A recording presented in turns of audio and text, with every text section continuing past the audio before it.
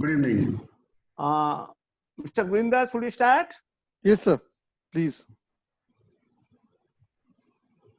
He's on the Dr. Ray is. No, sir, not yet. He hasn't joined yet. He's trying, but we can start because You we can already start, late. you can chip in later. Okay, no problem. Good evening to everybody, the respected panelists, Dr. Raj, Good Dr. evening. Abral, Dr.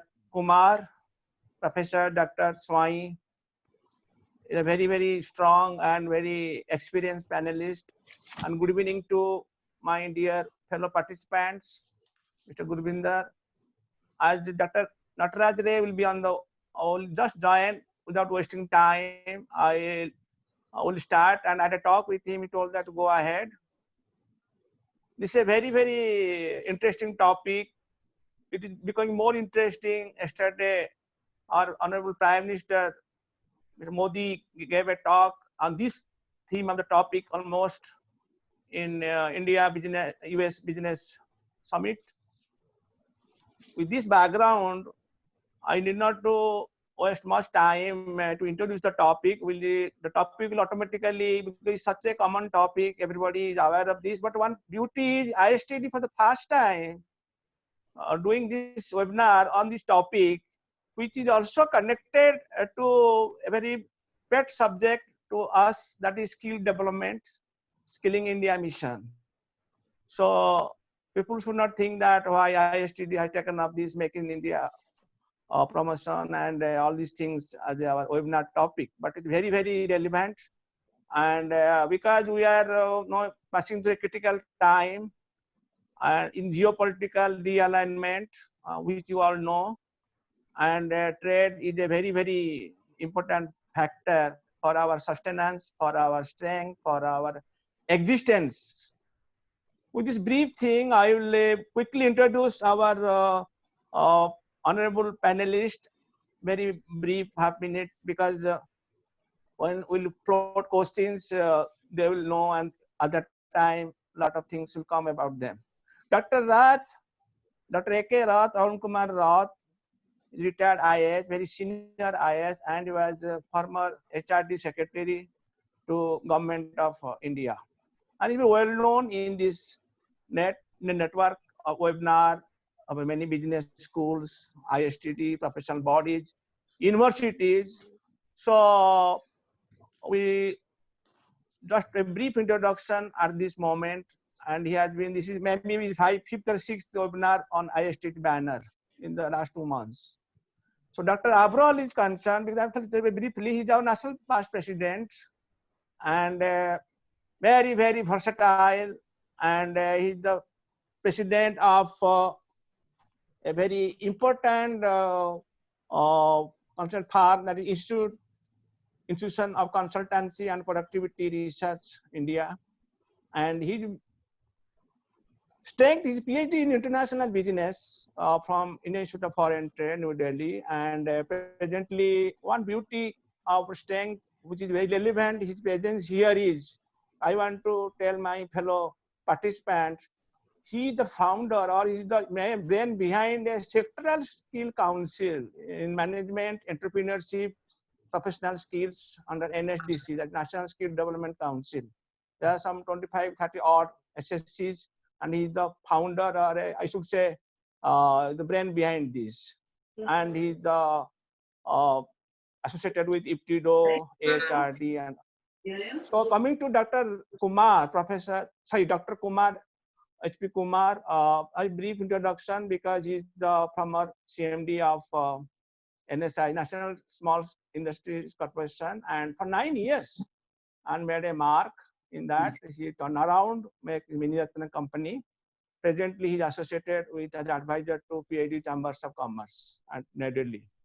So, by Dr. Swai, Professor Swai is concerned, he's the professor and dean, marketing, research, international relations, IMS, Bhubaneswar. I'll introduce properly when they will speak. And he was both academic and is the youngest among all the panelists. So it's a mix of youth and experience. It's academics. He was a professor in IMI, now IMIS. Earlier was some corporate experience like Parle India and Tata BP Lubricant. With this brief introduction of the panelists, I now, with permission of the panel, our participant and the panelist, should we start the main Yeah, first speaker, sir? Yes, please. yeah. Oh, अच्छा हम आ गया line में. Good most evening, Dr. welcome. Ray. Good evening, Most sir. Good welcome. evening. We are Good waiting evening, for sir. you. We Yeah, are waiting just for you. just for technological hitch, I could not come. Now I come. Okay, So- okay, please. So, I- I so good request. evening. I request. Yeah. Good evening, sir. Good evening, Good ladies evening. and Nice to see gentlemen. you, full of energy, full of Yes, energy. sir. Joy. Yes, sir. Yes, sir. Good evening, and ladies and gentlemen, and my dear past president, president of Emeritus, and chairman of the chapters, and also secretaries. We welcome all of them in this webinar. Is being conducted by ISTD NHQ. So today we have a very great panelist and very eloquent panelist and very great panelist. Today we have with us our A.K. Roth sir, Sunil Abdul sir. A.K. Roth is retired former secretary, union secretary. Apart from that, our own dear Sunil Abdul sir and Professor D.D. Swain sir, and also SP Kumar, HP Kumar, former CMDF.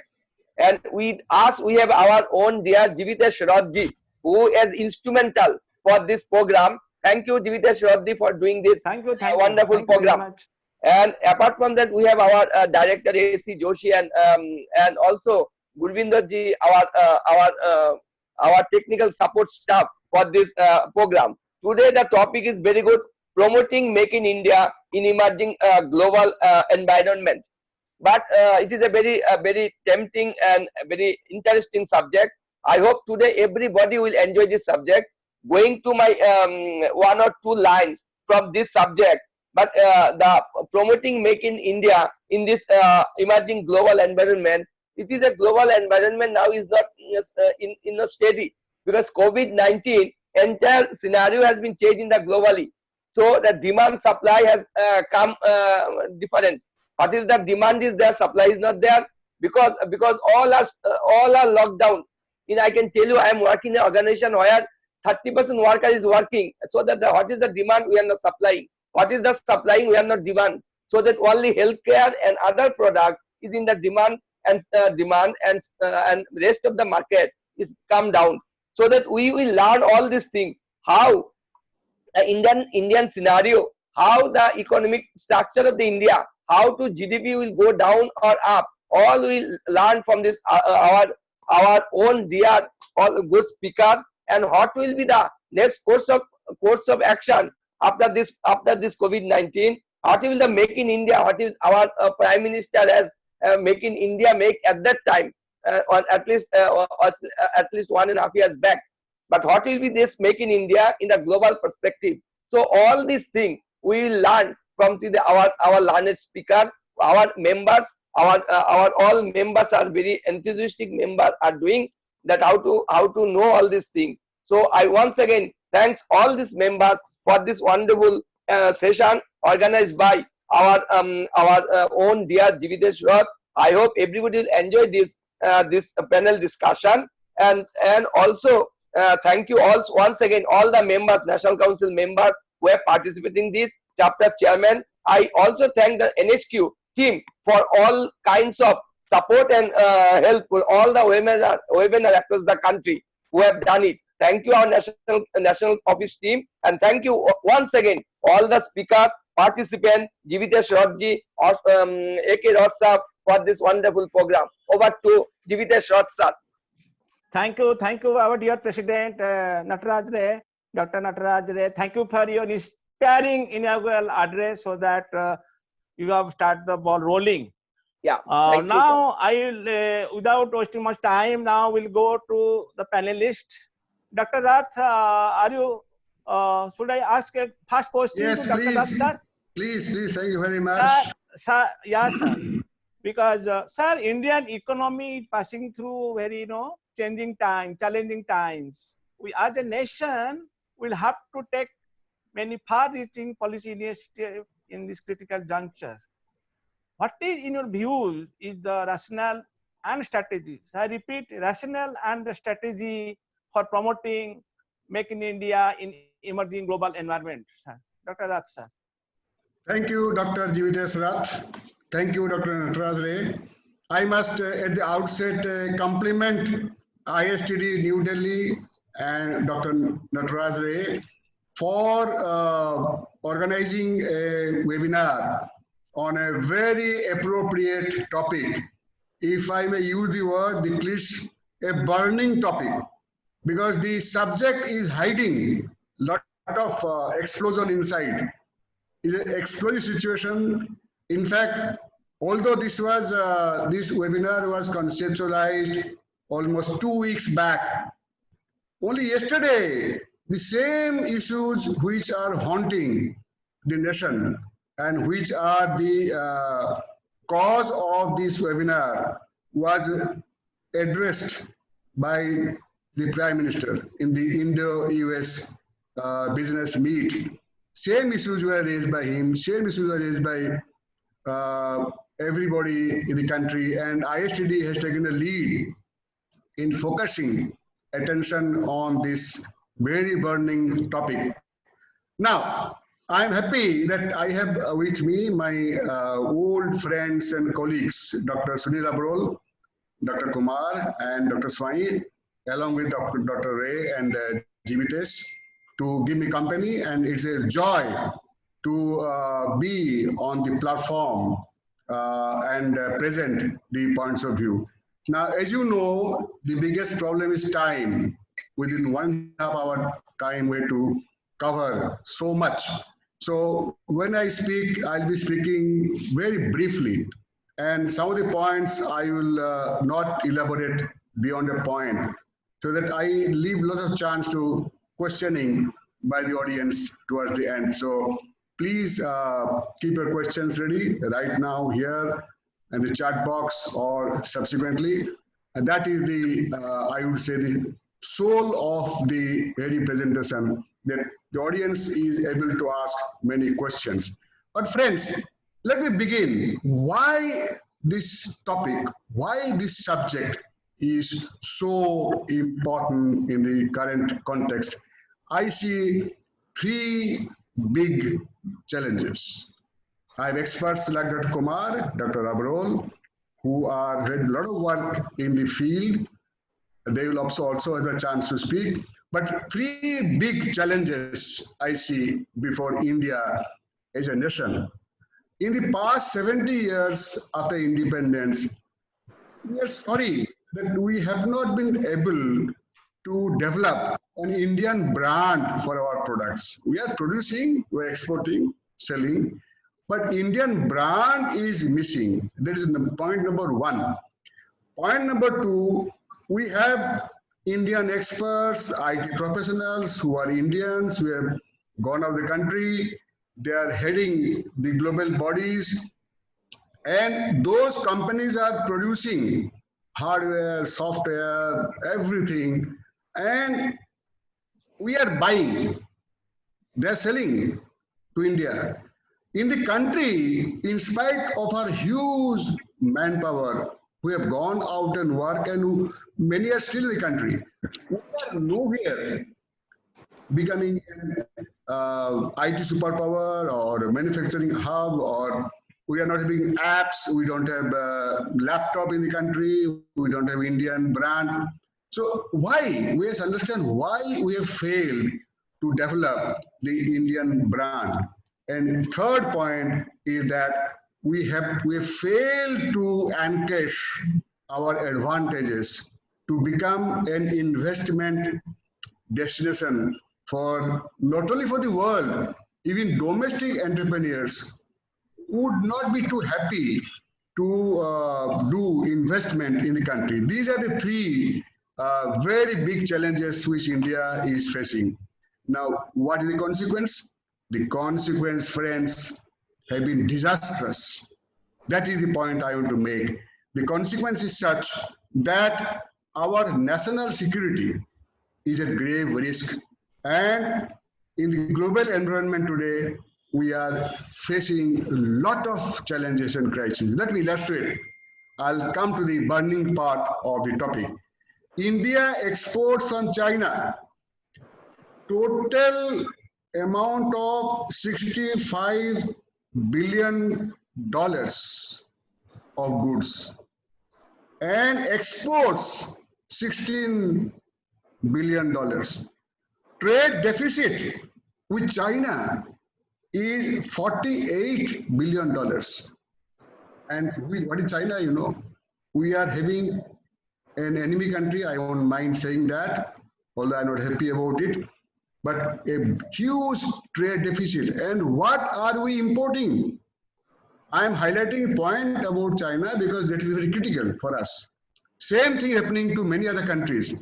With US also, we are importing, but our balance of payment with US is comfortable.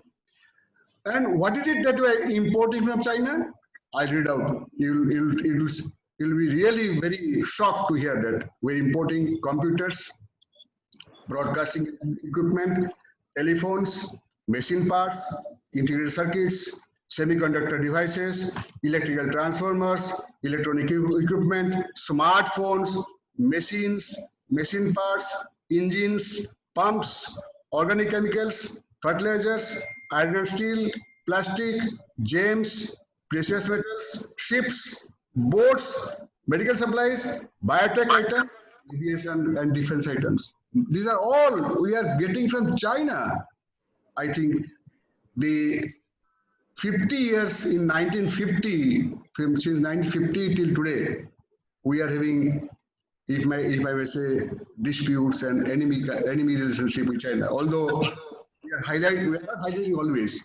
I don't say we should highlight, but these are facts of life that we are depending upon China so much, and our own industry is heavily dependent. And what is the consequence? China has outsmarted us. China is, we are depending upon China more than what we know or imagine. Our industries are so dependent, sometimes more than half of our industrial requirements are imported from China. Now, we have a WTO regime, fine. We have globalization, fine. But are we able to protect our own national interests? This is the crux of the matter. The war takes place, disputes takes place. So why should we depend so much on any country, and least so China? As I told you, we also import it from USA. But balance of payment with USA is much, much better. So our trade deficit with the US is not there. It's a trade surplus of $16 billion, a trade surplus. And with China, we got $50 billion trade deficit. Very alarming situation. Now, China is a source of nearly 15% of our industry requirement. Our industry will be crippled if we do not depend upon China. Now, you can imagine what a dangerous thing is happening. Now, this is a problem, of course, of late, the dependence has slightly gone down. In last 2 years' time, the dependence has gone down by 15%, imports have gone down, but then still the 85% of the old dependence is there. Now, friends, this is the burning part, this is the provocation of this kind of a subject. Now, straight away I'll come to what should be a strategy, because I don't have much time. I don't want to take much of time of the very eminent panelists. Their views are very important. I would present a 10-point strategy. If India is to become self-reliant, if India is to become a nation with a pride, if India is to reduce the balance of payments, which is very serious, then I have a 10-point strategy. Point number one, very first point, is ease of doing business. It is difficult to do business in India, not only by MNCs. MNCs will come only when your own industry, your own entrepreneurs are coming. Not only MNCs, forget MNCs, your own domestic entrepreneurs, domestic industry is shy of investing in it because ease of doing business is very difficult. Now, There's a parameter called ease of doing business. India used to be at 130 position in the world. Now, World Bank is rating countries. India was 130. It has now become 63rd, which is much better. In last few years' time, the ease of doing business in India has gone up. But as the Prime Minister himself told yesterday, can we come to place 50 in the world? We cannot be so down of attracting investment, be it domestic, be it global. Now, along with ease of doing business, the strategy number 2 is corruption perception index. Friends, these two are eating into our vitals. Corruption perception in India. India is seen by outside world as a corruption prone country, high corruption level. India is at 80. Both are linked, ease of doing business and corruption. Can we go higher up so that people don't have to pay bribe money to do business? Otherwise, nobody will like to invest. Now, this is very important. Can we go up? CPI, Corruption Perception Index of India must go up. Now, we must develop a Swadeshi movement. We either boycott, avoid, minimize imported products. Not only China, but any country. That kind of a Swadeshi movement, maybe like Mahatma Gandhi started. Can we depend less and less on imported items? Now, of course, item number 4 is we have the globalization with the WTO. We cannot flout it. We respect the laws of WTO. But can we use WTO regime to our advantage? We are not using it to our advantage. It is always to our disadvantage. Can we use globalization to our advantage? This is point number 4. The strategy point number 4. Strategy point number 5 is a composite strategy: skill development, innovation, entrepreneurship among the youth. At any cost, we must involve the youth in skill development. ISTD is there, so skill development is very important. Innovation, entrepreneurship among the Indian youth. Point number 5. Point number 6. We have got so many Indian experts, engineers, technologists, IT professionals around the world. They are now heading many global companies. Can we ask them to help us? Either come back or brand image maybe built around the world. They are really very happy if we really approach them to build up the Indian brand around the world. So Indian diaspora around the world are very well placed. Can we use them to promote our Make in India brand and our Swadeshi brand? Point number 7, quality, standards, timelines, zero defect, Japanese concept, no defect. These are the very, very demanding conditions. Point number 8, can we make India the manufacturing hub? Can we make India the IT hub? India has the potential, but we are not making it the IT or manufacturing hub. Number 8, we have got this package of Atmanirbhar Bharat. It's a very good package. But package is one thing, and implementing package is a different thing. If you see the implementation part of the package, can we do it very sincerely? Then that's a very good package. But I have my own reservations of implementing the package very truthfully. And lastly, Dr. Kumar is there, Dr. Abro is there. All the 9 points will drive in promoting our MSMEs. MSMEs are the heart and soul of India. If you want to make Indian brand, increasing import, exports, sell our goods, earn a name for India, reduce balance of payments position, make it advantageous for India, use WTO regime, export, employ, anything. I think heart and soul is MSME. This is the 10-point strategy which I thought the MSMEs are GDP. I think 17% of the GDP comes from MSME. Then it employs 40% of the workforce. Employment generation, nobody can do it more or better than the MSMEs, exports. The bulk of exports are coming from the MSMEs now, but we all know those working in MSME grave situational problem they are facing. So MSME is the lifeline, MSME, the heart and soul of this Make in India or Atmanirbhar India or Swiss India. I think that at any cost, we have to promote MSME. Friends, I have don't want to speak more. Many points are there, but I'll stop here and allow others to speak and maybe take questions towards the end. Thank you, Dr. G. Videswar. Thank you. Thank you, sir. Thank you. You have given a very good start and the foundation of the webinar, the theme and some sub themes also you have dealt in brief. With this, I switch to Dr. Abral, sir. Dr. Sunil Abral.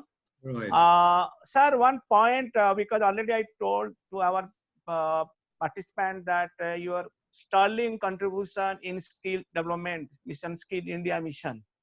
In that background, sir, considering your so much involvement and architect of SSC, one vital SSC in management, entrepreneurship, professional skills, can you, sir, tell what strategy is required in skilling India workforce for manufacturing world-class products, which will ultimately lead, sir, to our self-reliance, that is Atmanirbhar Bharat? I just request you, sir, you can give a bit background about, initial talk and focus on this subject so that people will be benefited. Over to Dr. Abral, sir. Right. Thank you, Dr. Rath. Thanks for the opportunity to speak at this forum. Let me compliment ISTD Bhubaneswar chapter for organizing this webinar. Dr.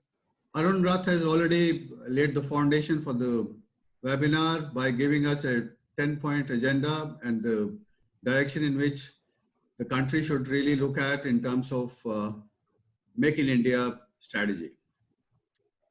Let me speak from my experience. I was fortunately involved with one of the efforts of the Government of India in self-reliance, and this was in 1984 when the government decided to have its own telecom technology. I was part of this team that created CDOT, Center for Development of Telematics, which was responsible for creating indigenous telecom technologies. That was the time when India was importing 100% telecom equipments. So we did not have anything, including the telephone instruments, which were all manufactured based on the imported technologies. So before I speak about my experiences, let me broadly tell you that for Make in India to be successful, for self-reliance to be successful, there are 5 fundamental areas that need to be taken care of. First and foremost is in terms of technology. Yes, India may not be good at technologies today, but we need to have a strategy where over a period of time, India can develop its own indigenous technologies in all areas. Dr. Rath mentioned about using innovation, creativity, and youth for developing technologies and Indian products through Indian engineers. Great idea. What we can also do is take the help of NRIs. In fact, as Dr. Rath also mentioned, there are many Indians who are working in different countries, US, UK, Europe, who have excelled in areas of technology. And in fact, that was the experience that we used in CDOT, where to support Indian engineers in doing research, we took the help of people who are leading the best telecom companies in US, France, Germany, and other countries. So we can take the help of Indians who are doing very well in other countries and bring them into India as consultants to help.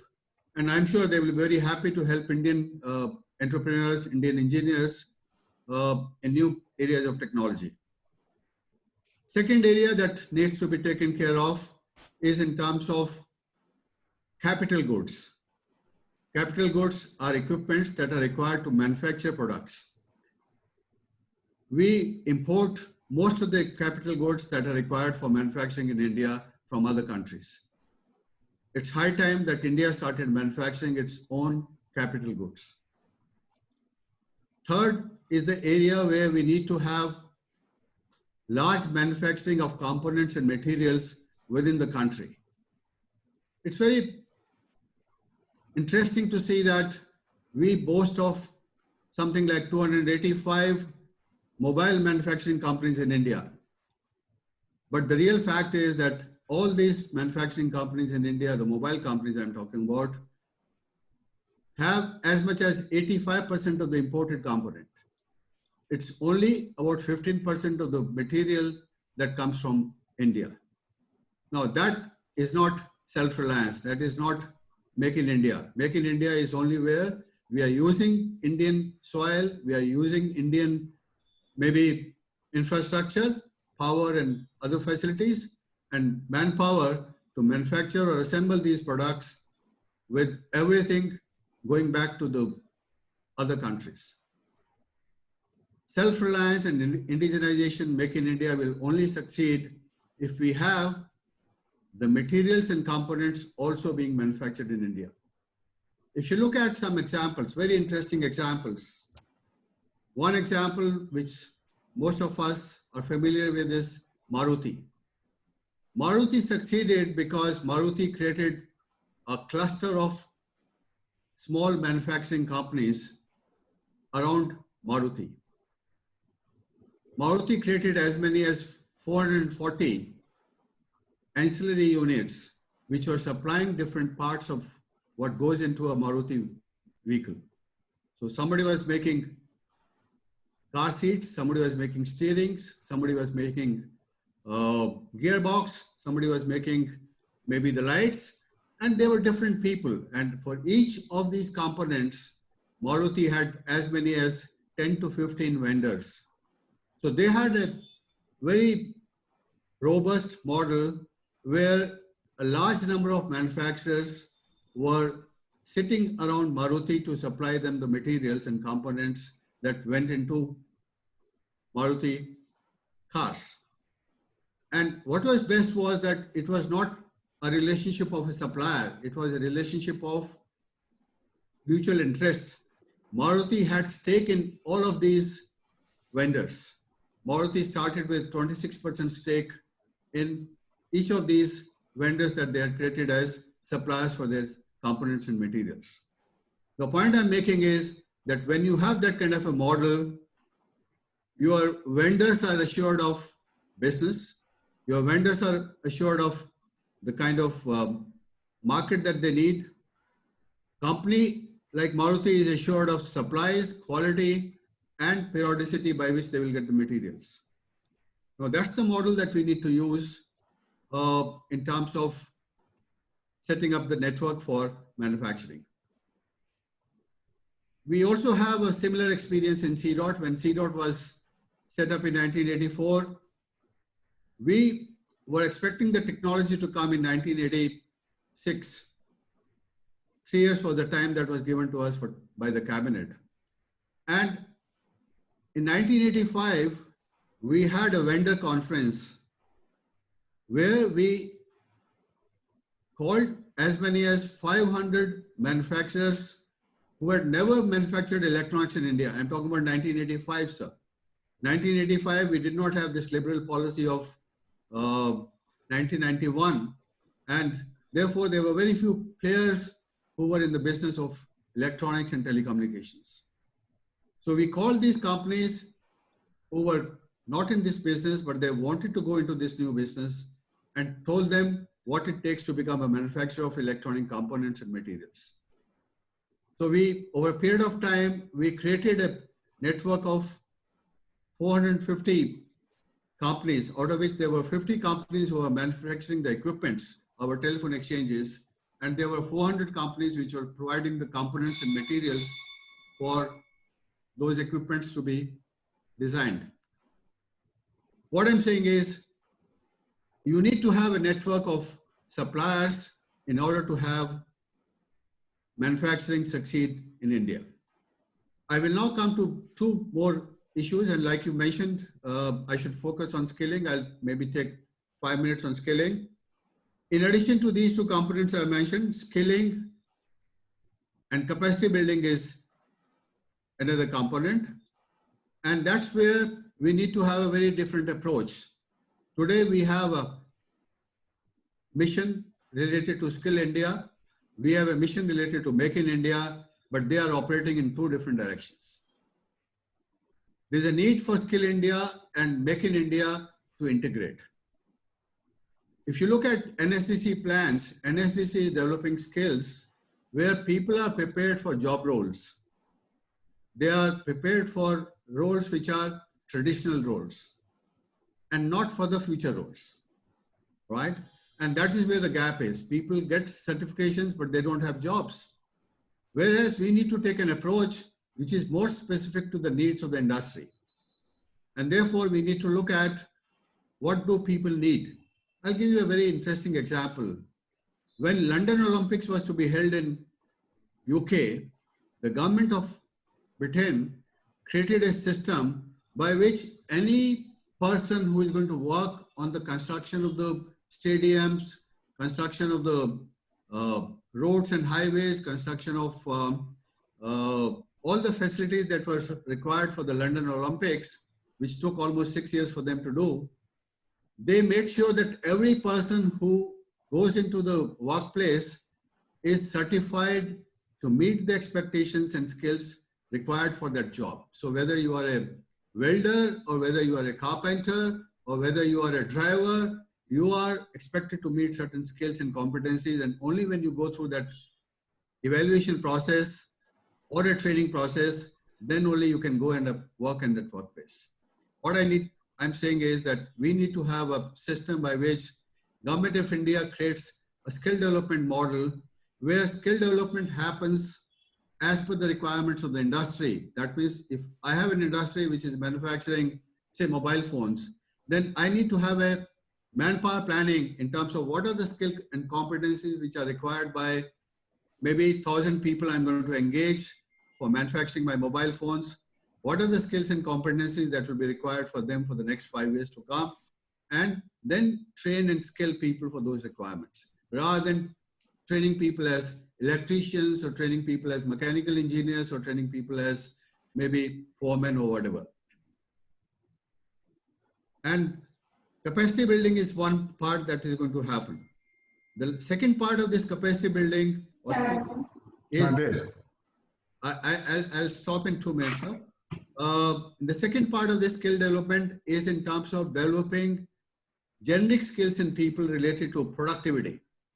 India, Dr. Ghosh has been mentioned, Dr. Rath has been mentioning about various areas in which India lags in terms of transparency, in terms of corruption, in terms of skills. One of the areas that we also lack is productivity. We are low in productivity, and therefore we need to skill people, train people in terms of how to bring productivity levels to a higher level. So we need to train people in terms of soft skills, in quality productivity skills, and other related skills which can help them to improve better quality products. And ISCD can play a very important role in capacity building of all these skilled people. And finally, I believe there's a need for industry to also take advantage. Dr. Rath mentioned about policies and the implementation of policy, and I think that there's a need for organizations like ISCD to really act as consultants and facilitators in terms of helping entrepreneurs, helping industry to take the best advantage of the government policies and practices. I have seen this happening in many areas, including what happens in MSD, Ministry of Skill Development, and also in the Ministry of Small and Medium Enterprises, where people are not aware of the various policies and they are not able to take the best advantage of these policies. I'd like to stop at this. Yes, sir. Thank you, sir. Happy to answer questions. Thank you, Dr. Abral, for very lucid and very detailed on the skill development mission and capacity building. Can I come to now, sir, Dr. Kumar, sir? Am I audible? Yes, yes, yes. Yeah, Dr. Kumar, sir, you have a very, a very exciting experience in African countries in small scale sector and MSME apart from India. 156 branches you have opened all over India. And MSME is our very, is a resident theater for our Atmanirbhar Bharat, whatever you call it. So, sir, apart from this government stimulus package for MSME, what people already know, like raising the definition of micro, small, and medium scale industry, then even IBC, sir, in insolvency bankruptcy code also is being changed to revive MSME. So, what is your view, sir, considering your vast experience, how the small segments will be changed? They will improve and make the Make in India possible. Thank you, Dr. Rath, for this invitation. Good evening, all the participants, and my greetings to all the esteemed members of the panel. In fact, it is indeed a pleasure to share some of the thoughts that I have about Make in India. We have a grand program of Make in India announced none other than by the Honorable Prime Minister himself. Make in India has attracted several other initiatives around the stakeholders and various ministries. We have on the one hand a great demand in the country, a lot of demand of consumer products, day-to-day items in the country. We have tremendous, manpower available in the country, a large labor force, huge demographic dividend, which can be deployed in, manufacturing and services. We have huge resources, financial resources sitting at the Reserve Bank of India. As per my information, about 8 to 9 lakh crore has been parked by entire banking system with RBI under the reverse repo mechanism which the RBI announced. And you know what is the rate? 3.4%. So we have surplus resources sitting there, financial resources. We have huge demand in the country for consumer products. We have a labor force, employees force, huge manpower available for working. And we have a negative balance of trade with various countries and overall also, particularly with China, as Dr. Rath mentioned.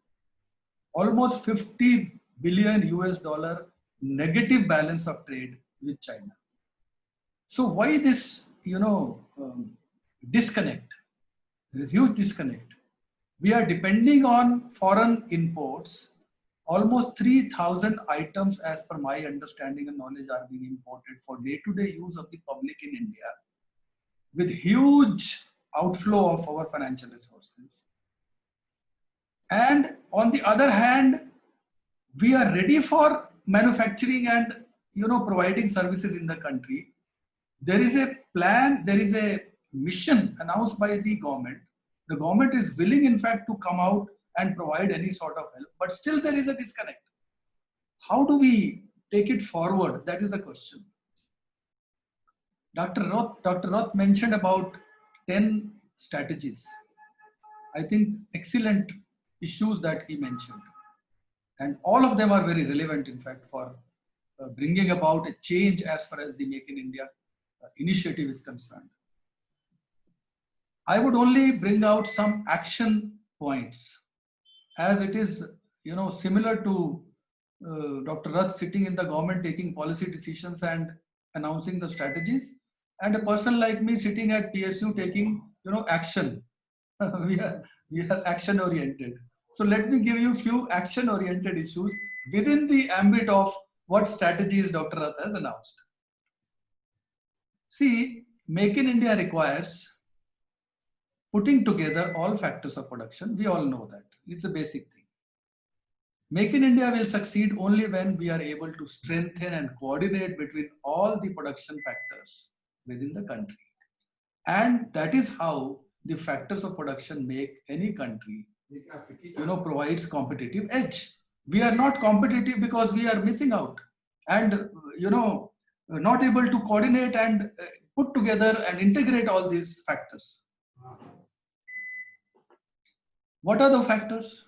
What does the industry requires? There is another element which I would like to touch before coming on the important factors and actions. That is the unemployment situation. There is a huge unemployment in the country.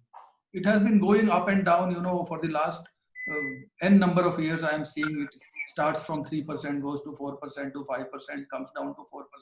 The last figure that I had read from the Planning Commission, S12 Planning Commission, was 3.9%. After that, the figures have been changing. Almost 4 to 5 crore people, as per my understanding, during this COVID-19, also because of the impact, have become unemployed. And every year there is an addition of almost 10 million people into the job market. So all of them need jobs. Many of them depend on campus recruitment. Many of them majority of them depend on employment. Now, if 4 to 5 crore people need employment, how will the employment come and from where? Unless you create new economic activities. And that is where the MSMEs become very important, as you mentioned, Dr. Rath. MSMEs are very important. MSMEs are the highest employment provider, next only to agriculture. Almost 12 crore people are employed by the MSME sector as of date.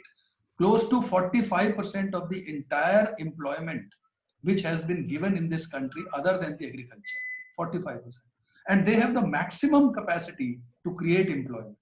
One small enterprise, as per this I am quoting from the Prime Minister's Employment Generation Program, which has been going on, implemented by Ministry of MSME for the last more than a decade.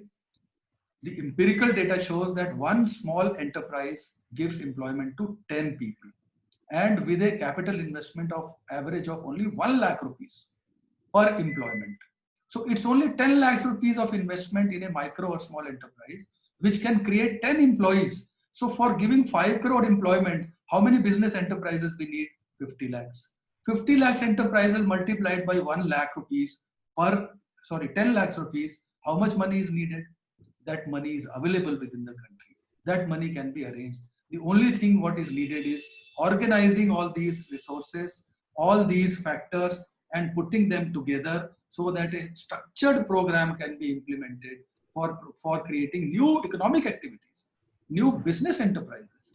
Unless you create new business enterprises, the availability of jobs is not going to increase. Now, how do we create new enterprises? That is what I was coming on the 4 specific actions. Then I will close. First is lack of infrastructure. We created a lot of industrial estates in the 60s and 70s. It has been continued at a very slow pace, but those industrial estates, whatever industries have come up over the years, are existing as it is. We need to create more and more industrial estates in the country. Now, there was a point raised recently in Delhi NCR as to how do we create employment opportunities. It's only day before yesterday that I was participating in a discussion. I said even in NCR, you can have flatted factories complexes around the NCR, which can provide at least 1,000 sheds in one complex, and you can invite the private sector for PPP model. They will utilize their land and infrastructure, surplus land, build the flatted factories, and flatted factories can be utilized as one-stop shop for providing banking facilities, for providing raw material support. And in any case, we have 3,000 items lined up for import substitution, which we are importing as of China. Our Atmanirbhar Bharat program directs us towards that. So all these missions are accomplished if you are able to provide these support services, first being the infrastructure. And in the country, if you have one flatted factory complex, depending upon availability of land, you can have 2, you can have 5, you can have 10, because 10 flatted factories complex also can come up in a district very well. It will because land is very costly. If you expect a small industrialist who is ready to invest 5, 10, 15, 20, 50 lakhs rupees, do you think he can buy a land and then construct a shed? It's not possible. But he can provide employment to 50 people, 100 people, if you provide him the infrastructure. And I'm not saying infrastructure. When we talk of infrastructure, I think the notion is that we are talking of roads, highways, ports. I am talking of industrial infrastructure. You have created special export zones. Why not we create special MSME zones? These MSME zones are going to help by way of providing, ready-made plug-and-play infrastructure to the small micro enterprises which can start in 1 lakh, 5 lakh, 10 lakh, 20 lakhs rupees. So that is the model which needs to be implemented, and they will provide a lot of employment. Second thing, link all. Then, second thing, I think Mr. Abrol mentioned is entrepreneurship development of such people, the unemployed people. Today, the mindset is only to seek employment, jobs, campus. Unless we create entrepreneurship, I think Dr. Rath also mentioned. What I am saying is that unless you have a focused entrepreneurship development program by the Ministry of Skill Development and Entrepreneurship, by partnering with entrepreneurship development institutions, including ISTD-like institutions, including management institutions, including technical institutions, including state DICs, unless a partnership is created for providing a large-scale entrepreneurship, it could be virtual entrepreneurship development. In NSIC, in fact, I had created the model of rapid incubation, whereby a person could be incubated in 3 months' time, including project report and including everything with practical training, and of course, all wherewithals. That kind of a rapid incubation with 1 month training, 1 month project report and linkage with the banks, and 1 month for practical marketing, etc., could be completed. So this rapid incubation will help people to change their mindset and go for setting up new business enterprises. That kind of an action is required. Third, Okay. I will only take another 2 minutes. Third, linkage, establishing linkages. When I say coordination and networking, that element is missing as of now. While we advise, while we announce the package, but the banks are still sitting as per their whims and fancies. We have to create a model whereby we can say that all incubated entities, all incubated persons, those who have got the certificate of incubation, will be provided mudra loan from the bank, from one way or the other, and or whatever funding is required. So banks are sitting on liquid resources. You are providing guarantee cover up to 2 crore rupees. So what is the harm in providing 10 lakhs, 20 lakhs rupees loan under that guarantee cover to the incubated person who has already shown his inclination, got the training, is ready, willing to start an enterprise. So that linkage is essential. And last but not the least is the marketing support, which comes with little government support, because although there is a huge market in the country, there is a huge domestic market in the country, with little bit of efforts, everything is sold here. If you are really, in terms of quality and pricing, if you are matching over a period of time, the sentiment of the people also is changing. They would like to buy the domestic goods more than what we are importing. That is what, in fact, the culture is coming now. And if you are able to produce a reasonably good quality with reasonable cost, even if it is slightly higher, people are going to buy it. So local market is plenty, but the government also can help. Even the facility of GEM, G-E-M, Government E-Marketplace, which the government has established recently. You can register on GEM and become a vendor to the government also. It's so easy. In 10 minutes, you can register on GEM. And you can work from any place in the country, and you are a government vendor. When you are a government vendor, you are a certified vendor to the government. You are able to establish your network of retailers, and you can directly also market your products to the consumers. That is what I have to say. Thank you very much. I am available for any. Thank you, sir. I think you have very nicely dealt on this entrepreneurial development. Basically, sir, your PhD thesis for employment creation in rural industrialization has come handy. I think Yes. MSME is basically all these small entrepreneurship. Thank you very much. Then we go to the last panelist, very young panelist, our Professor Swai. Mr. Professor Swai, am I audible? Yes, sir. Yeah, Professor Swai has, is a bit different. I feel, concerning background, he will throw some light on a very, very interesting area which is not covered. That is global aspect. Make in India is for make for India also. And like yesterday, if you see Professor Arvind, who was our Columbia University, who was our chief economic advisor, he told about import substitution of industrialization. Can sir, considering your very versatile experience and in marketing, that to digital marketing, for the participants, I must say that Dr. Swai is not only dean in marketing, but is a specialist on digital marketing and international relations. So with this background, sir, whether it's a manufacturing problem or a mindset problem, I repeat, sir, in Make in India, to make it a global player also, what we should do?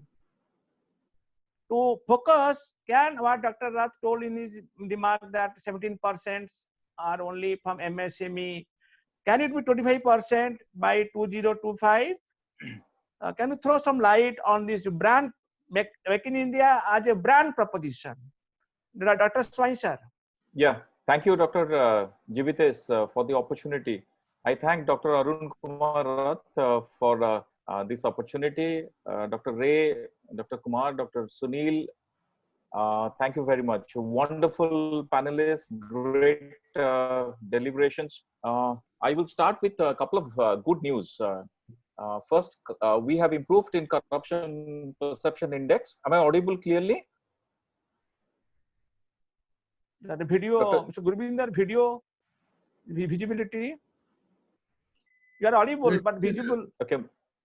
You are audible, sir. You are audible. Okay, fine. Okay, fine. So we have improved in the corruption perception index. We have gone to 80, as Dr. Rath talked about. Ease of doing business, we are doing very good. We have gone to 63. What Mr. Kumar talked about, GEM policy, that's a very good one.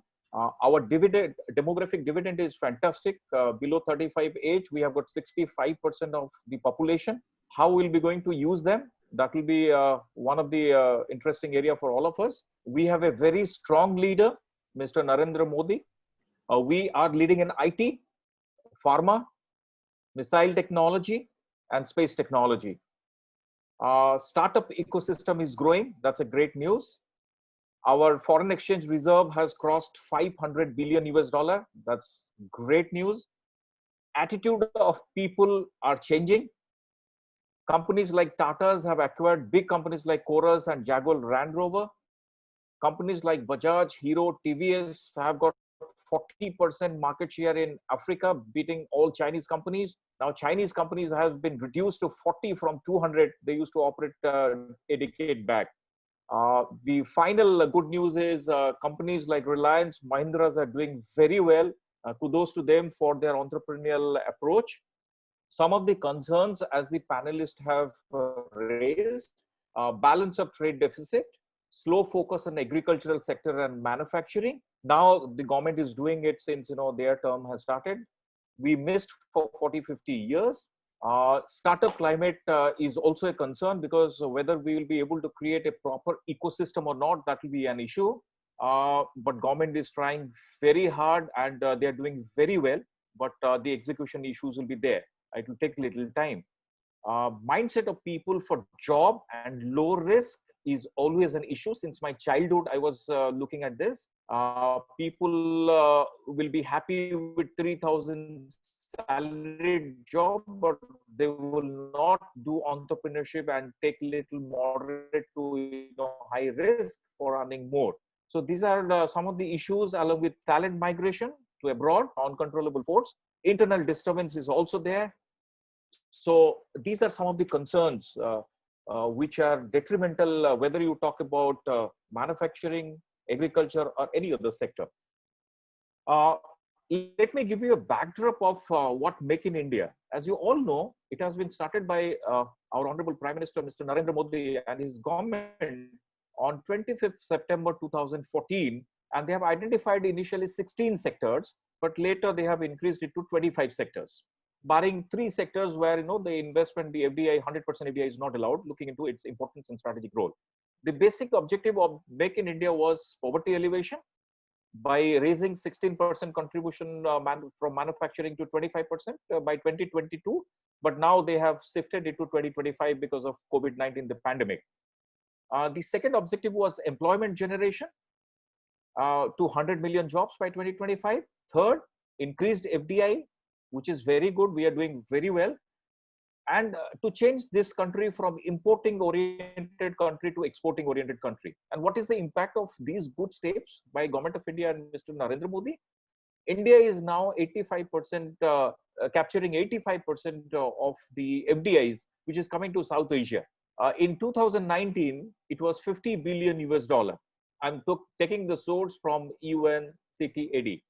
But the concern here is manufacturing foreign direct investment is only 8 billion US dollar in 18-19, which is less than a quarter. So that's one area where we need to focus.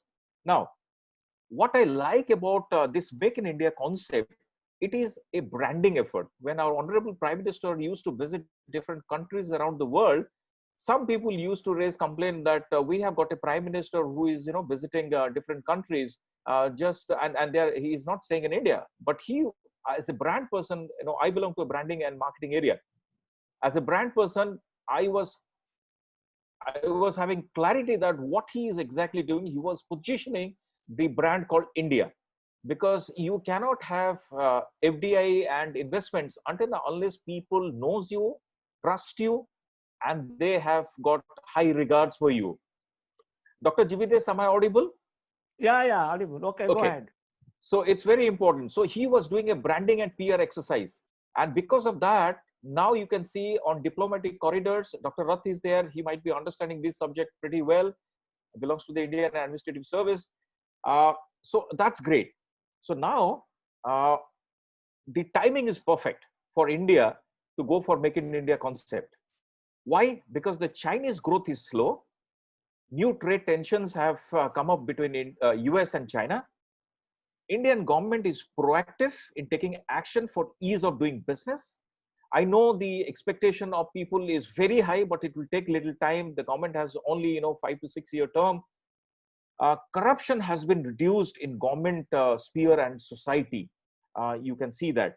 The biggest plus in this setup is due to the change in the attitude of people. Now here, let me give you a very interesting backdrop. What are the roadblocks for Make in India, and why companies invest outside other than their home geographic? Let's look at our companies. Last year, Indian companies invested nearly 12 billion US dollar as FDI in other countries. And India is now one of the top 20 origin countries for global FDI. Now, ladies and gentlemen, why companies invest outside? That we have to see to understand how we'll be going to improve the manufacturing sector. Number one, essentially, there are three reasons why companies invest outside. First, market access. There are some rules and regulations in the country. If you don't invest, you will not get market access. And that was the reason why Tata has invested in acquiring Chorus. Second is acquisition of technology. That's the reason Tata acquired JLR. Now, the third essential point is securing raw material and inputs for your domestic business. And that's an area of concern what Dr. Rath talked about. India has a trade deficit of minus 50% with China.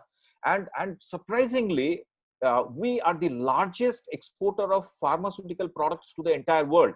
But we capture 80% of our raw materials from China. So this is a concern.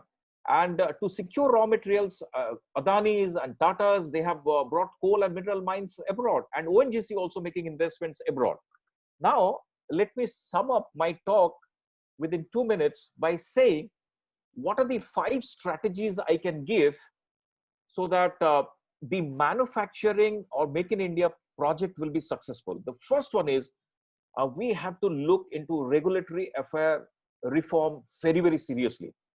Now, we have to make the ease of business or doing business hassle-free.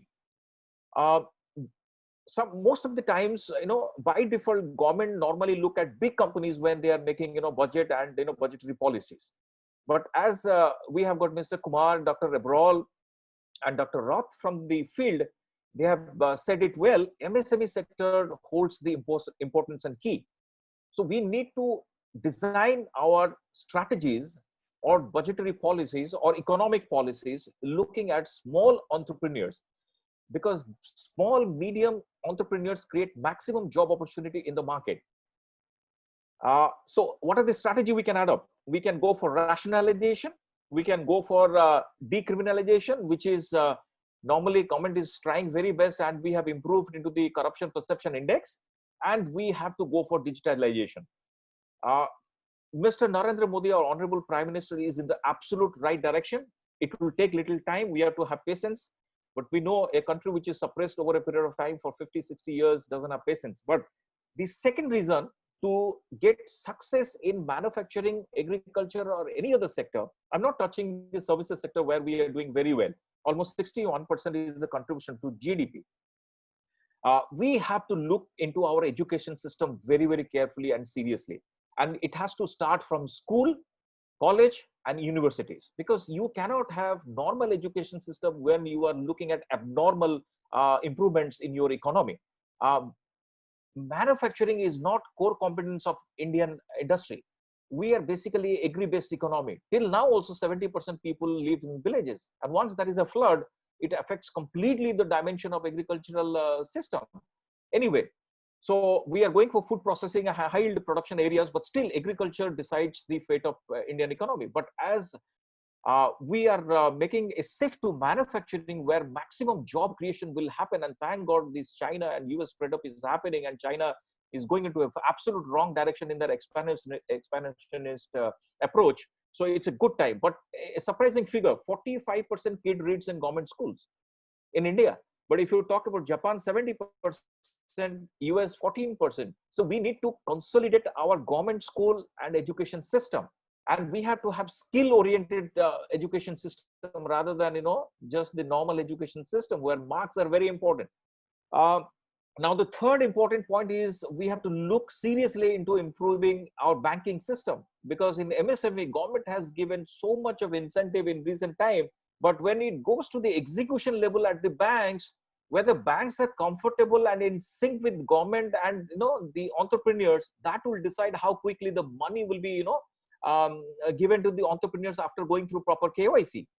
So a very interesting thing, a dichotomical situation. Public sector banks, if you look at, their board is pretty weak. Shareholders are very strong. But if you go to private sector, their CEO is very strong, board of management is very strong, but shareholders are weak. So RBI has to find out some of the ways to handle all this. The fourth important point is we have to reform our labor. You might have seen during this pandemic, COVID-19, 90% informal sector struggled very hard because, we are not ready for this situation and they don't have any protections. And, I have taken some of the notes from some of the websites. We have 25,000 laws, what normally the Honorable Prime Minister is trying to reduce these laws into, minimal possible. So he's doing a very good job. 17 definition of wages, 22 definition of workers, to almost 20 definition of enterprises. So these are all very difficult situations. And my final point is to do all this. Who are the people who do execute all this? These are all ministries. So we need to have the civil services reform also. We have right now almost around 55 to 60, I don't have exact figure, but 55 to 60 ministries. So, we need to consolidate and reduce these ministries so that, the execution will be much faster going beyond the bureaucratic setup. I think government is doing a fabulous job, but it will take little time. And if I quote Indian Brand Equity Foundation data, the cumulative FDI in India's manufacturing sector, we have reached, $89 billion during April 2000 to March 2020. And we have got many investors after Make in India concept. GE, Siemens, HTC, Toshiba, Boeing, Samsung, Apple, all have come to India. And we can, if you ask me honestly, some of the areas, if we will capture correctly, then I think we are heading for a great time. Over to you, Dr. Jivitesh. Thank you. Okay, thank you, Dr. Swami. Sir, we have now 9 questions. In meantime, I think we have only 10 to 12 minutes left. And all this time we'll devote to our learned participants. We have asked questions like, I will float it the questions, 2-3 questions immediately to some panelist name is there, like Sharad Kumar Jha from England, UK. Although far away, he asked the question, Bhavani Pani, Arvind Das, Brahmananda Rath, Somasundar Das. So many people have asked. Sir, first question I will ask from Sharad Jha from UK. He has Brahmananda Rath. Just has some technical problem. Oh, just a minute. Brahmananda asking, sir, this may be Dr. Rath can answer. He's the IT consultant to Government of Odisha. He's asking what generally an investor looks for to invest in a particular state of our country. For example, in telecom sector, ESDM sector, to invest.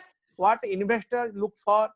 Because state dynamics also play a role in making India. Any panelist, Dr. Rath can answer, Yes. Thank you. Yeah. In fact, nowadays every state is trying to compete with every other state to attract investment. That's a very healthy sign. When the states compete to attract investment, that means we are on the right track. But our basic problems still remain pan-India and also specific to state. The basic problem of labor laws, basic problem of land issues, which Dr. Kumar very appropriately pointed out. The person needs some land. He cannot buy land. He cannot buy land. If you ask him to go buy land, he's finished because he doesn't have so much capital. So again, labor issues. Now these are very controversial issues. Labor is a very controversial issue. Should we have progressive, quote unquote, progressive labor laws? Now China has controlled labor, so they are going ahead. In a communist country like China has controlled labor, but democracy like India has not been able to control labor. So can we have a labor laws which are conducive to the industry and entrepreneurship? These are issues. So those states which are able to sort out these issues and the delay in clearances, in spite of all talk of decontrol, delicensing, don't forget that there are a huge number of clearances. Fire safety clearance. Those who work in the sector know how difficult it is to get a fire safety clearance. I know myself the difficulty in getting fire safety clearance. These are the issues. So those states which solve those problems, those states, today time was 30 years, 40 years back, people would give 25% capital subsidy. I'll provide you money. So nobody needs money as subsidy. People want better conditions of working. Those states which are providing better working conditions of land, of labor, of clearances, people will run there. Pollution clearance, the environmental clearance, all these are bottlenecks. So those states which are doing better are investment destinations. And India as a country, as a whole, having all these problems. So India at the national level and at the state level both have to join hands to clear all these bottlenecks. Otherwise, people don't invest. Big problem. Now, I just saw one person asking me a question. What was the strategy number 4? Now, let me clarify. I have to read out. What I said is that use forces of globalization, forces of global economy, and WTO regime to boost Indian products. We don't say that we should break the WTO regime, but WTO regime has enough scope for domestic product and export. So what I said is strategy point number 4 is that one Mr. Shukla asked me. So this is to use forces of globalization and WTO, obey that, to boost Indian products and exports. Now, somebody else also asked me a question like, in India, do you think we don't have intelligent people like Sundar Pichai and Satya Nadella? Yes, we have. Problem is that, are you able to utilize those talents in the country? People are going abroad, leaving the country. So if we can provide those conditions of work in the country, we have very bright Indians in the country also, and they can work wonders if we are giving this scope. One more point somebody asked me, that ease of doing business. We are talking about ease of doing business has gone up. It has gone to 63. Any practical gains is okay, it's good to hear. But do you think it has really worked? So I want to answer this question also. Now, friends, ease of doing business is not any Indian study. It's a World Bank third-party independent global body which is rating or ranking states or countries on the ease of business. But along with ease of business, what is worrisome is corruption perception index, which are sometimes overlapping but sometimes different also.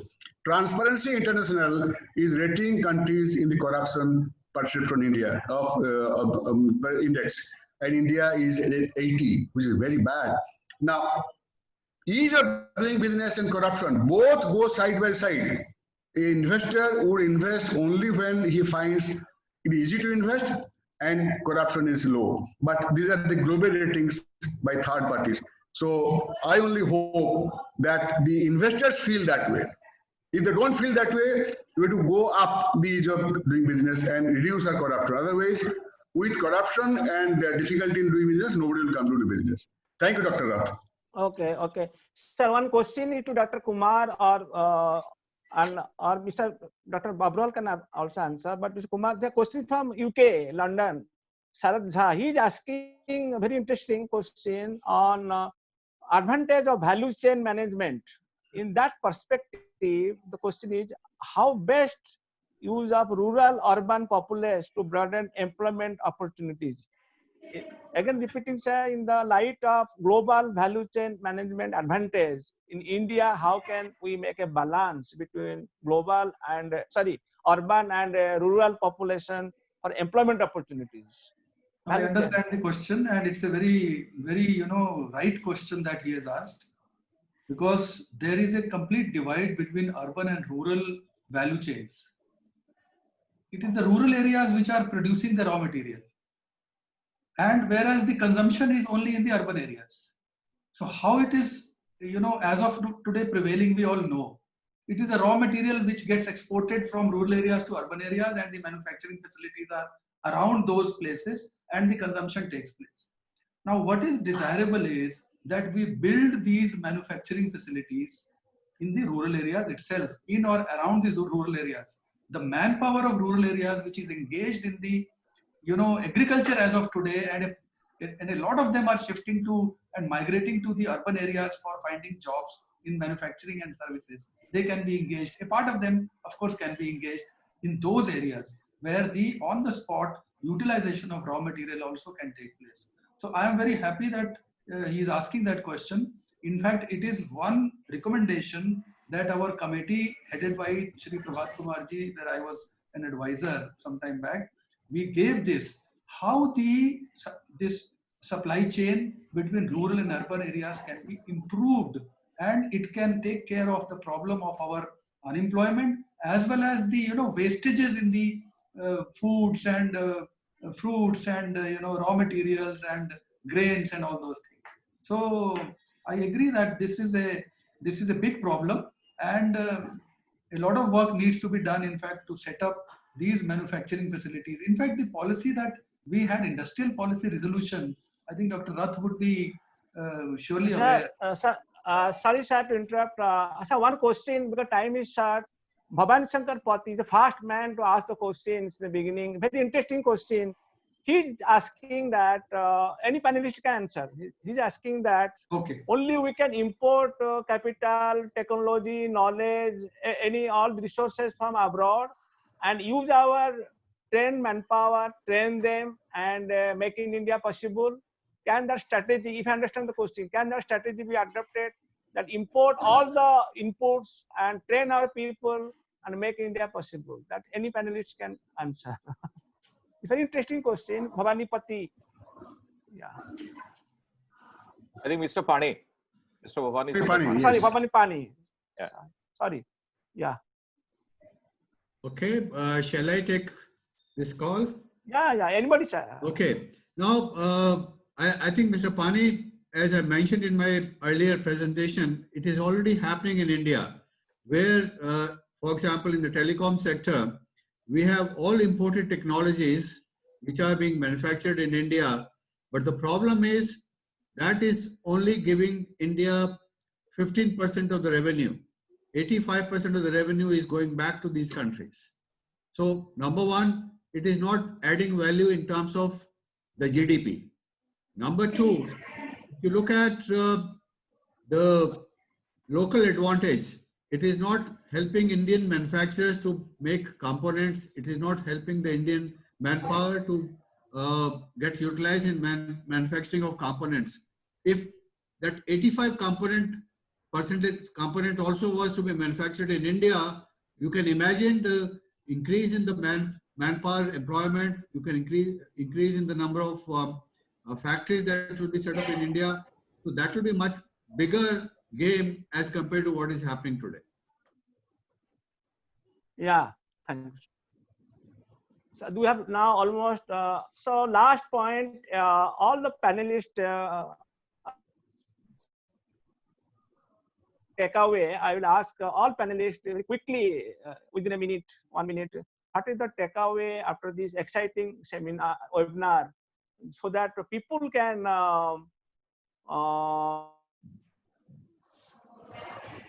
this is the outcome and they are Dr. Swami, you have to tell anything or to take away in 1 minute?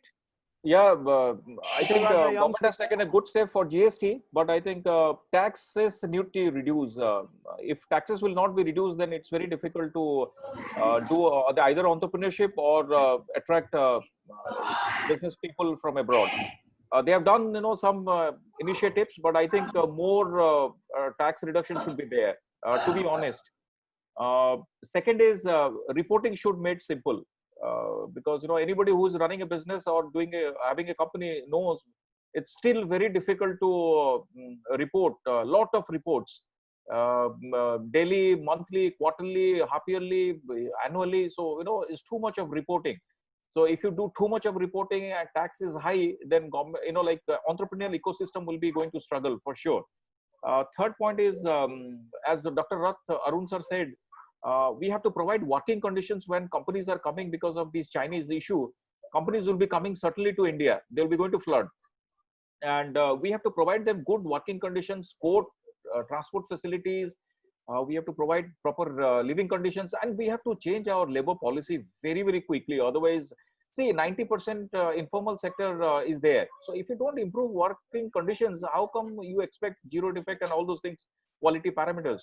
So to get quality at the end of the day, you need to, understand these basic things behind. Last is the ultimate thing, rate tapism. Still, the government has tried its best during these 5, 6, 7, 8 years, but still, I think, if I want to do business in India, just open the door and tell, like 1 minute, within 1 minute you are giving approval. Let's check the document a little later, but immediately invite people, have low tax structure so that many people will come, and many people will feel happy to contribute to the tax policy. So I think rate tapism and tax, two key aspects, and immediate labor reforms straight away. Everybody should be provided with social security. From where money will come, I don't know, but every employee deserves good working condition, respect, and good provident fund and all these benefits. I'm not talking about pension, but at least provident fund. So if employees are happy, then you will get good quality product at the end of the day, which will be branded as an Indian brand.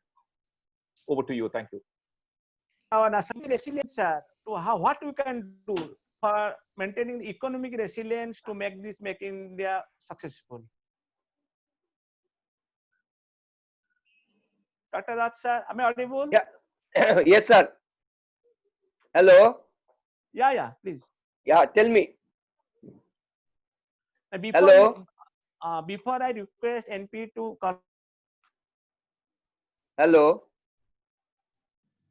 Dr. Rath, sir, what will be, Dr. Rath, am I audible? Hello. Yes, audible. Yes, Audible. please ask. You're asking me. You're asking me. Okay, Yeah, please. yeah. Please. Please. Yes, repeat the question, please. For the economic resilience, what our Prime Minister is telling always to have, India should have economic resilience. Just Yes, briefly, in a half minute, what do you mean by- basically, I would see, what the PM himself was pointing out yesterday in the India-US Business Summit, and I tried to highlight in my 10-point strategy also. I would see for India's case is going to be strong only when the global investors, the global entrepreneurs, the global companies see India from their point of view. We may say we have done this, we have done that. That is not enough.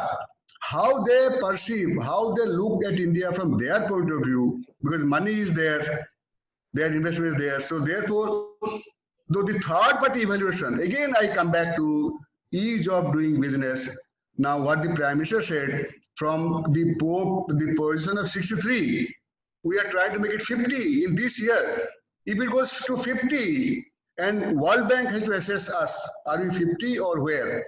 If we go to 50, as per the third party global assessment like World Bank, and if the corruption perception index goes up from 80 to say about 60 or 50, these two are going to be single most important factors for the global investors and companies to decide to go, India is now a better place to invest.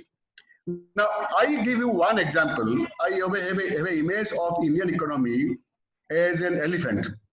Elephant, a slow moving elephant. And unfortunately, for 70 years time, we have not only have a slow moving economy like the elephant, but we have chained the elephant. We have tied it to the poles. So we have to break those chains. And breaking those chains means the 10-point strategy as I given. So that our economy, instead of being an elephant, becomes a fast moving tiger. Can we make our economy a fast moving tiger? That is our success, friends. This is the image I want to present at the end of the webinar. A fast moving tiger is what we need for our economy, not elephant. Thank you, sir. I now last question, not observation, to Dr. Avral, sir, being the past president, national president of ISTD. What you advise us? ISTD fraternity are listening, more than 100 people, many NC members are there. Our own national president is also watching. He will also give his concluding remark. So, Mr. Dr. Avral, what is your advice to ISTD as a very, thriving organization to do? Dr. Rath, ISTD is a body which has 8,000 strong professionals which are part of this network. We also have a large number of organizations which are part of ISTD. I think it's time where ISTD can actually add value to Make in India mission by, number one, as Dr. Kumar mentioned, there's a need for people to facilitate the process of implementation of government policies. So our members or a team of people can actually act as consultants or facilitators in the process of helping industries to take advantage of the government policies. Number two is the area of skill development. And I strongly believe that this idea of setting up manufacturing facilities at the district level, which is closer to the rural areas, will be very beneficial for the country in promoting Make in India. And that's where the rural people or the migrant labor or all those people who are in the rural areas can be trained and skilled by ISTD professionals to meet the industry requirements for those areas and regions. I would say that these are the two areas where ISTD can contribute. Thank you very much. At least you have touched the migrant labor. What about I ask to Mr. Kumar? You have answered already. Mr. Kumar, any final word you have to say? Because already Dr. Avral told about migrant labor in skill development. ISTD has a very role to play. What about any final word about anything regarding to make in India possible? Because it is the very life and death struggle for India to be in a geostrategic position. My final words would be the takeaways of today. I am very happy that very important issues have been, deliberated, which I can take away and you all can take away. That is, first of all, the 10 strategies for Make in India, which Dr. Rath explained. Mass skilling and entrepreneurship development, which Dr. Abrol mentioned. Ease of doing business and Atmanirbhar Bharat, which are the two other factors which our colleagues mentioned, Dr. Swain and our other colleague. And lastly, the 4 action points which your humble, panelists mentioned regarding the, impetus which can be given to the Make in India concept. Thank you. Yeah, thank you. Professor Swami, what is your last, parting words, advice to the students and, they are the future entrepreneurs. Our students, business class students are the future entrepreneur. What is your final advice to make this long haul Make in India possible? There is a two-side suggestion and submission. One side, government and bank should act with synchronization so that they will be able to help the young people. And second is our education system should promote entrepreneurial education, entrepreneurship. Third, student should be motivated by their parents and society.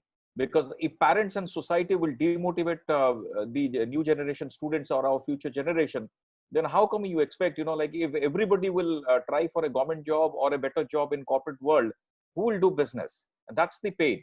And that is the reason why, this HR, the human resource migration happens. So it's first the job of parents in the family, society to handle, support, motivate young people. That's all. Very wonderful evening, all panelists. Yeah. Before concluding, I request President, Dr. Yeah, Ray, good. any final? Yeah, one or two words I can tell you. First 1 or 2 words. Our own dear Abrolji told me that ISTD can take part of the Make in India. Yes, sir. ISTD is a training and development organization. We are happy to do the part of the Make in India by train the migrant labor or any kind of training. ISTD can take part with a part of the Government of India Skill India mission. You might know that we are doing a huge number of Skill India mission activities. We are the largest organization in the country, the nodal center. So this is the one thing ISTD can help.